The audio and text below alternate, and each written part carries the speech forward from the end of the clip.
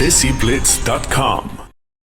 Hi, I'm Prakash Padukone, former All England champion, and you're watching me on DESIblitz.com.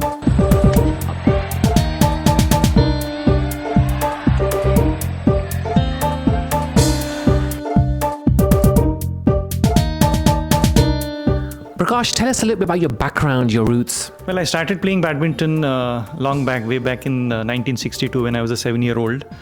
At that time, badminton was not very popular in India. There were so many other sports: cricket, hockey, tennis, and a few other sports. So badminton was one of the minor sports. It was only much later, when I won the All England in 1980, that the game became a major sport.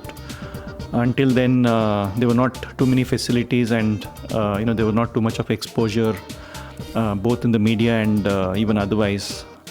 So I think 1980 was the landmark, as far as Indian badminton was concerned. Who were your early influences in badminton? Well, initially my father taught me the fundamentals. He was my initial coach. But I picked up watching some of the national players at that time. Players like Nandu Natekar, Suresh Goyal, Dinesh Khanna, Dipu Ghosh. They were the national players at that time. So I picked up watching the then Indian players initially.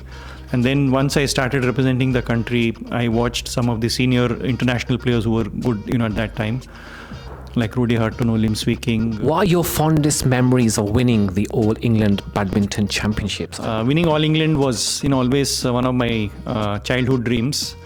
Right from the time when I was about 15, when I took up badminton seriously. It was, I'd heard about this great event, and I always wanted to win. No Indian had won the All England before. India was not a powerhouse as far as badminton was concerned. It was basically the lot of other Asian countries like Indonesia, Malaysia, who were ruling the world scene, and Denmark. So it was not expected, that an Indian would win the All England. So when I did win it in 1980, I think it was a great moment, and it was almost like a dream come true for me. Under your guidance, Saina Nehwal reached the world ranking #1 spot. What was it like working with her? Well, I think Vimal has been Vimal Kumar, my colleague in my Prakash Padukone Badminton Academy, is more actively involved with her as a coach. Initially, Gopi Chand,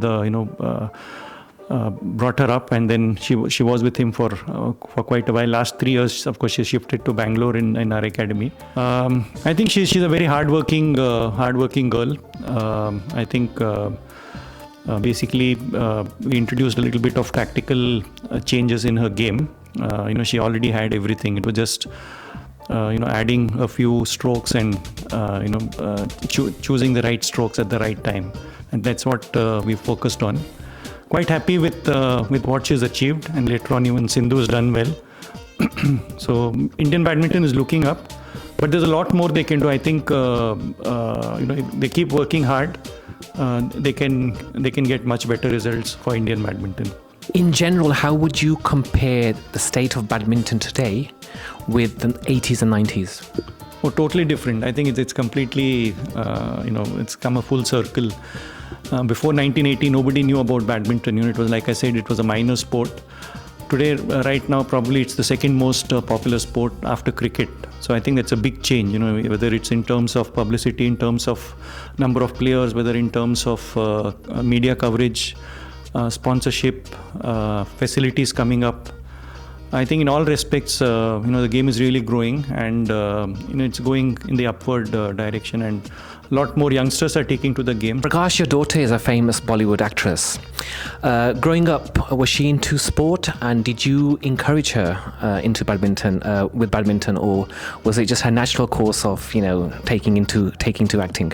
No, I think initially she did play badminton until she was in the higher secondary school, until she was in the 10th standard. She represented the state also, in the junior tournaments. But when she turned 15 or 16, when she finished her schooling, that's when she went into modeling, and then she focused on initially modeling and then went into films.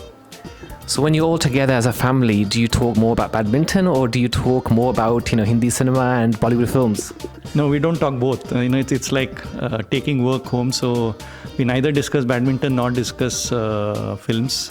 What advice do you have for budding badminton players, young aspiring badminton players? What advice would you give? Well, I think it's a fast-growing game. Even worldwide, slowly the game is catching up. More money coming into the sport. Of course, it's a very physically demanding sport. Requires a lot of, it's not good enough if you're just technically good. You have to be physically very strong as well, and mentally, psychologically as well. So one needs to spend a lot of time. Has to find the right balance between technique and physique. Which involves committing a lot of time to reach the top. So one has to have a lot of patience, and of course, as far as Indian badminton is concerned, things are looking up. More facilities coming up, which means a lot of opportunities for young kids, even in the smaller towns and cities, because more facilities are coming up in tier 2 and tier 3 cities as well. We're nearing the end. Just a few light-hearted questions. Which is your favorite city in the world and why? Well, I think I like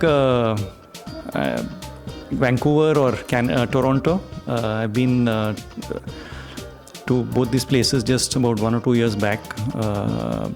I think Toronto especially, my daughter was shooting there, so spent a fair bit of time, almost a month there sometime last year. I think it's got the right mix of the culture, international culture, very there's a lot to do for people of all ages. And if I were to retire, probably I think Vancouver would be the place. I think it's a beautiful city. It's got good weather, good it's not too crowded, not too not too small. I think it's got the right mix.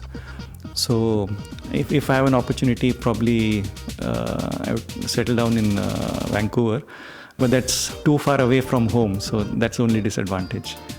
What is your favorite desi cuisine? खाने शाने में आप क्या पसंद करते हैं? खाने तो सभी, we eat everything. We of course we like Indian food the most, but when we are traveling, we eat all kinds of food: Chinese, Thai, Italian, Mexican, continental, British fish and chips. So depending on where we are, we open to. We've traveled a lot and not very fussy, but given a choice, I think Indian food would be the first option. I like South Indian, whether it's dosas or idlis or sambar rasam. Then of course also the tandoor items. If you were on a deserted island, what 3 things could you not live without? Well, I'm very fond of music. I think music, would be one thing I would want with me. Food, and maybe sleep. What are your future plans in terms of your academy and your NGO? Well, academy, I think things are really looking up, both for my academy and also for my foundation, which is called the Olympic Gold Quest, which I've co-founded with Geet Sethi. Which basically helps. Academy is restricted only to badminton, whereas the Olympic Gold Quest is, we support all the Indian athletes who have a chance of getting a medal in the Olympics, irrespective of in any sport.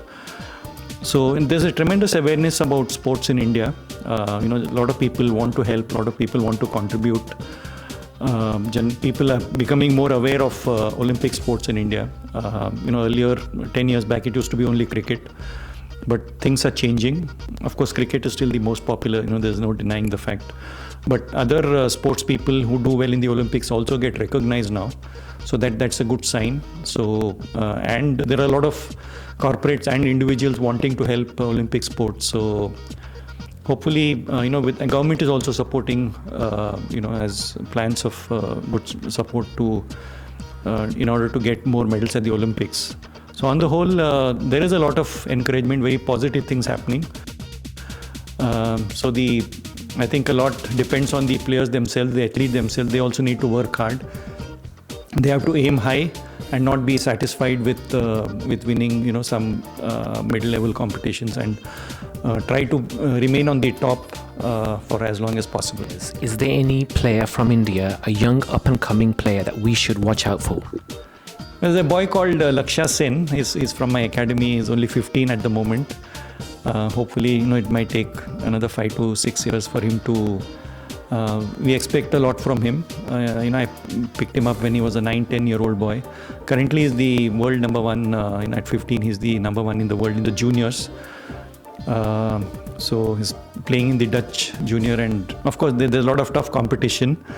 But and a lot of other players like him. There's a boy called Cyril Verma from Gopi's academy who's also doing well. He's about 19. 2-3 other boys who are doing well. So let's hope that these boys continue the tradition, and we hope we'll continue winning Olympic medals in badminton. Thank you, Prakash Padukone, for giving us the time. It's been a pleasure talking to you. We wish you all the best for the future. Thank you so much.